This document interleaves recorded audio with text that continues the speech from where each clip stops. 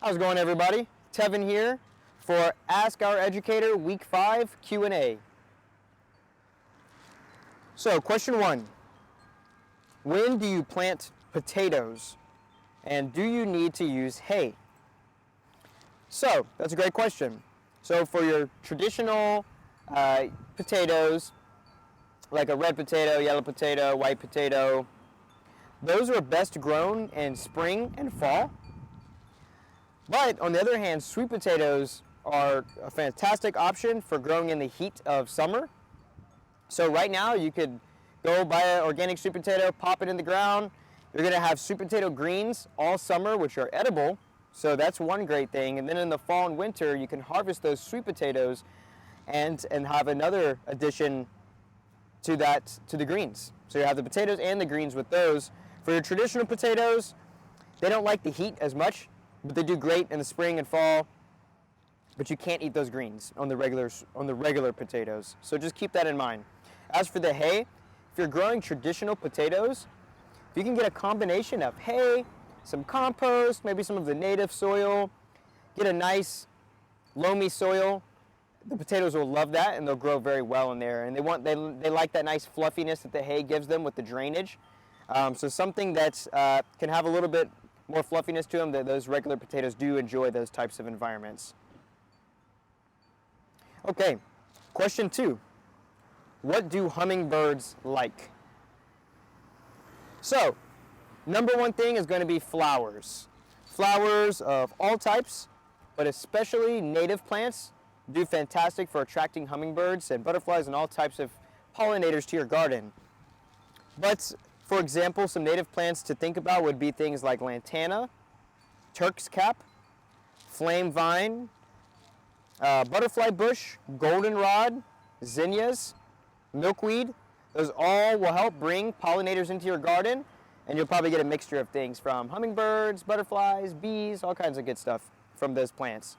But you can kind of go crazy with flowers. They love the colors and they love the nectar and everything inside of those. So definitely flowers.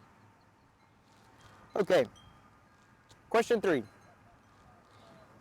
My tomatoes seem to split. What do I do to prevent this? Are they ruined? So, no, they're not ruined. They may be unappealing because of the looks, but typically they split because of, well, one question to ask is, did this happen after some of our large rains we just had? If so, that's typical.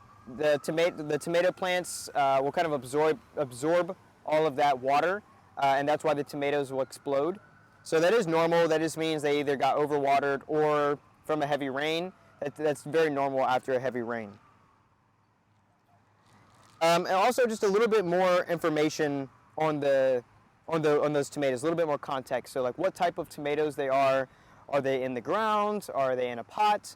What are the growing conditions for those tomatoes? So to answer that question a little bit more thoroughly, we need a little bit more information.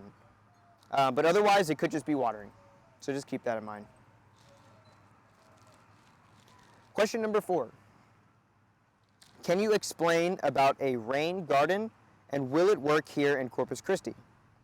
So that's a very cool question, and I had to do a little bit of research myself to see what a true rain garden is. I've heard of rain gardens and I've heard of xeriscaping and rockscaping for our environment, and I thought they were all the same, but they actually are different. So a rain garden traditionally is essentially like a depressed area in your landscape that's going to collect water runoff or water runoff from your house, or if you have area that's floods in your yard, where water may accumulate, or you have other type of runoff from like a sub pump discharge, or maybe where asphalt kind of runs off and you have a collection of water.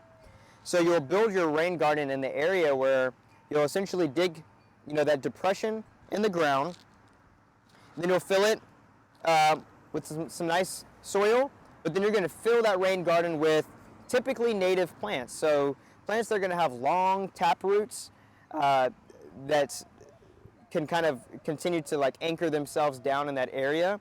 But on top of that, they're going to be helping to absorb all that moisture. So you're building the depression so the water has somewhere to seep into, and it's not going to build up on top of your ground. It's going to seep underground. So it'll kind of absorb somewhere where it gets a lot of moisture, a lot of water that may be standing there. So that essentially means less, erosion and around your house or where this water is accumulating. That water is not going to run off into the street and flood the street or overwhelm the gutter systems, which also means potentially less pollution that's going into our water systems. Because who knows what may be in the street, so the water's going from your house or wherever it's running off into the street and then into the bay. So you're helping prevent any type of pollution that may work its way into the water. And yeah, so filling that with native plants. So all those plants we just mentioned in the previous question, those will all be great to put in your rain garden. And really the big thing is just kind of creating that depression. Essentially kind of like a hole, and then backfilling it, and then planting your plants on top of that. So then you have a nice area for that water to soak into. And then on top, you can get creative. You could design it where it's maybe covered with mulch or covered with rocks, to where it's going to look appealing and also serve a purpose. So I would say overall, that's what a rain garden is, and it would be great to have a lot of rain gardens right now with all this rain that we're currently getting. And then into the summer and going into hurricane season, it's not a bad idea. So maybe they could be a summer project to kind of work on something like that. And going into this season where we're getting a lot of moisture, you'll be happy you have it. Thank you all again for joining us for another Q&A.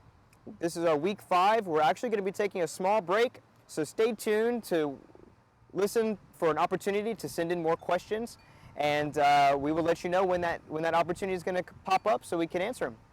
Thanks, y'all. Have a good one.